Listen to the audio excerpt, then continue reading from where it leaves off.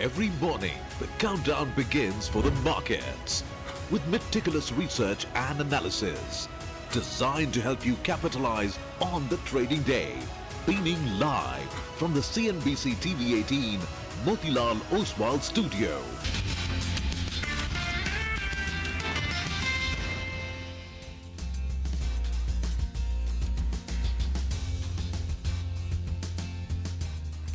Good morning, hello, and welcome to a brand new, fresh edition of Bazaar Morning Call. We're coming to you, of course, from the CNBC-TV18 Motilal Oswal studios, and I have both the boys with me this morning. We're missing Prashant in action. But, guys, morning, I think not too much cues overnight because it was a holiday in the US. But I guess the bulls here are going to hope that they can get some reprieve. And yesterday's slight pause in the selling, maybe at least that can sustain. Well, that's right. At least you live to fight another day, right? So yesterday, after a while, you had the losing streak that was broken. 8 straight sessions we ended in the red. So good to see some green. We started the the week at least on a positive note, and you hope that there is some kind of stability. Forget about running away. Some kind of stability. Maybe Manglam is going to be that good luck charm. Yes, I hope so. If only it was that easy. But to be very honest, it's a good thing that we recovered from the lows. What's not good is that we recovered from lows in the absence of the FII volume. So let's see whether that continues or not. But just generally, we're in this low news sort of phase for the market, right? Where, there is not much in terms of a big trigger coming in. All the big news is out of the way. I was just looking at the big cues for the week. And the only thing that the street seems very excited about are the minutes of the FOMC meet that already took place. So that's telling you about, how many things people are looking forward to. But be that as it may, let's, talk about what are the important cues that we're looking at. First up, Surabhi, what do you have on your list? So, like you said, not too much action, overnight on Wall Street. We're looking at, some mild gains in futures coming through right now. The only sort of, noteworthy commentary last night came in from one of the Federal Reserve governors. So this is coming in from Governor Michelle Bowman. And she went on to say that we need to see some more stability, some more improvement on the inflation front before charging ahead on the rate cut path. So the markets were sort of, not trading. But perhaps that's a comment that they'll take on board.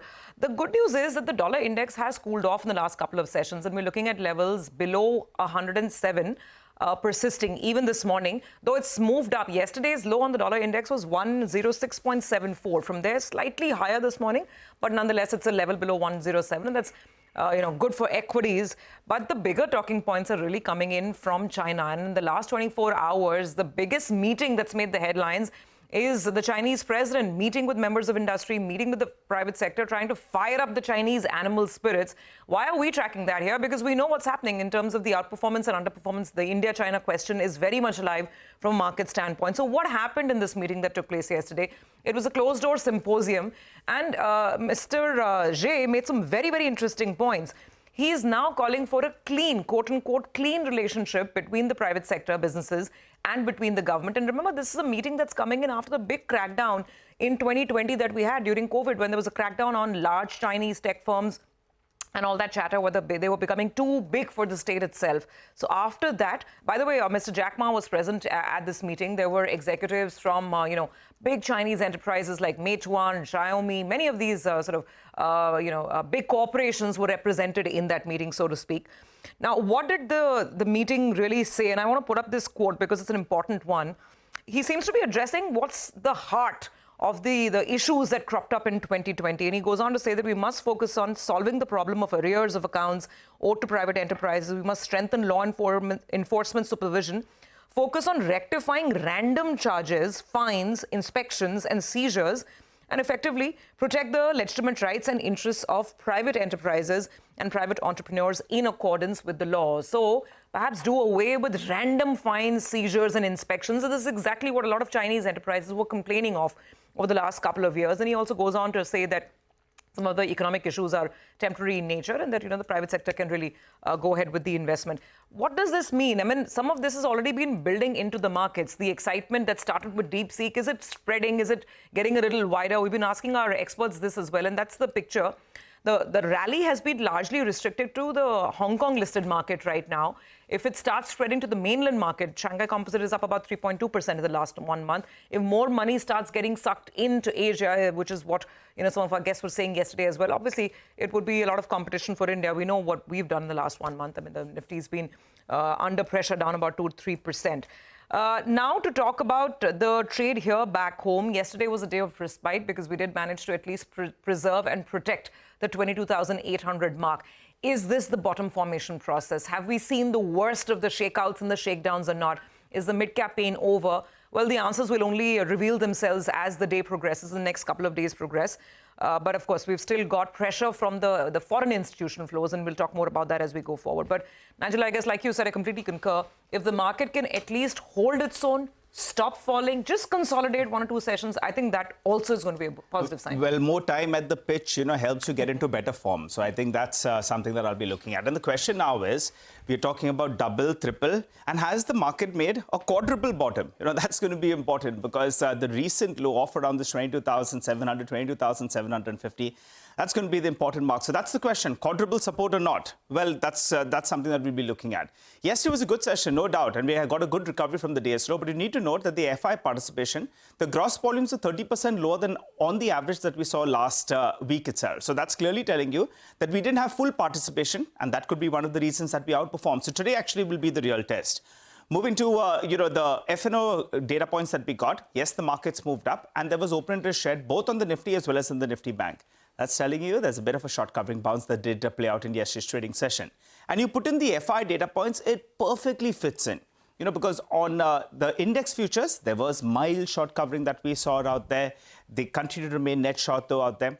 And on stock futures as well, you did see a short covering bounce that did play out. So there was long addition that we saw, and there were some shorts that did cover out. Though you need to note that on stock futures, the FIs actually are net long. And that's why both the clients as well as the FIs on select stocks, that's on stock futures, they are net long as well. There could be an arbitrage that plays out there, but that's the data point that we have. I'm looking at the options data then, the 22,800 call, 22,800 put. Both of them were fairly active in trade yesterday. 22,800 call, not so much, but otherwise, if you put this premium together, you get a close to around 350 rupees or thereabouts. So in case there's a strategy that's playing out, then you're adding 350 rupees to around this 22,800, and then you're deducting 22,800, if that is the case, which is known as a short straddle. So if that's the case, then you're playing for this broad band of close to around 700 points.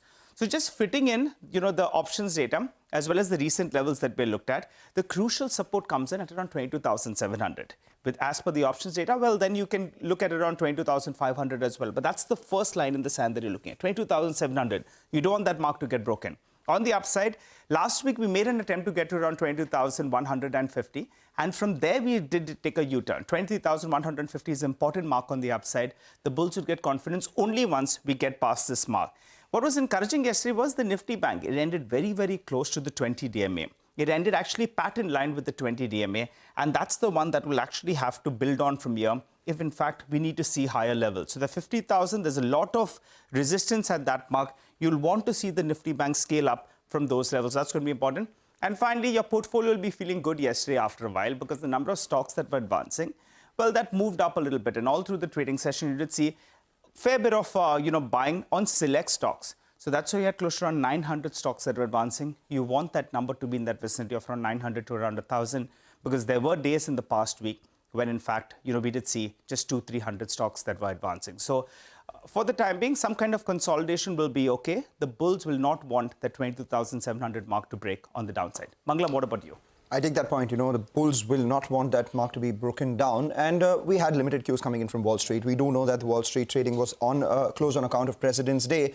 But the US futures are higher for what it's worth, 0.2% higher on all the frontline indices. And the big event that we will be watching out for from Wall Street this time around would be the Fed minutes, where, there was some sort of aversion towards further rate cuts coming in. So what is the key cue coming in from there is something we'll be tracking very, very closely. Importantly, if you look at the macros as well, not much change. The US 10-year yield close around 4.5, the dollar index hovering just below that 107 mark. The good part for us here is that the continued slippage of Brent, is positive for India. It's now closer to that $75 per barrel sort of mark itself. Here, the Nifty snapped its 8-day losing streak, gained about 234 points from yesterday. You spoke about a quadruple bottom. Look at those, levels. Jan 27, 22,787, Feb 12, 22,789, 798 rather. And yesterday, the low was the lowest, 22,725. But even the bounce from the lows was the highest itself. The good parts, Nifty Bank led the recovery. Second part, you had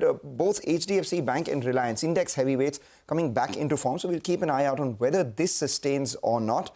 And then the cash market flows. Yes, the FII sold, but gross volumes, like you pointed out, were on the lower side itself. Whether this recovery continues or not is something we'll be watching out for. The most important thing for this recovery to continue will be, the 20-day moving average. That is something that we'll need to see crossing on a sustainable basis, perhaps closing above that as well. The Nifty, fair distance away from that, but the Nifty Bank is just about 100, 200 points away from the 20-day moving average. If the Nifty Bank, which continued to lead the recovery yesterday, can support the frontline indices and close above the 20-day moving average, maybe bulls will have some hope for the Nifty to move further as well. Absolutely, and bulls are right now living on hope, living on a prayer, call it what you want. But that's exactly what the last couple of days have been about. And yesterday, at least, we had some respite from the selling pressure. So let's kick it off with the equity call of the morning. And this one is coming from one, long-time India bull. Rhythm Desai of Morgan Stanley says, third quarter FY25 earnings growth was up sequentially, beating low analyst expectations. He says the market looks good for a near-term bottom given improving growth. He says if global cues do not surprise negatively, India should resume its outperformance versus EM soon. Their best bottom-up ideas following the earnings season are overweights on L&T, Bajaj Finance, ICICI Bank, M&M, Titan, Trent, Maruti. And they're underweight on Aisha, RBL Bank, Wipro and Concord. That's interesting, overweight, including a Trent, which has been beaten down badly in the sell-off in the last 1 month.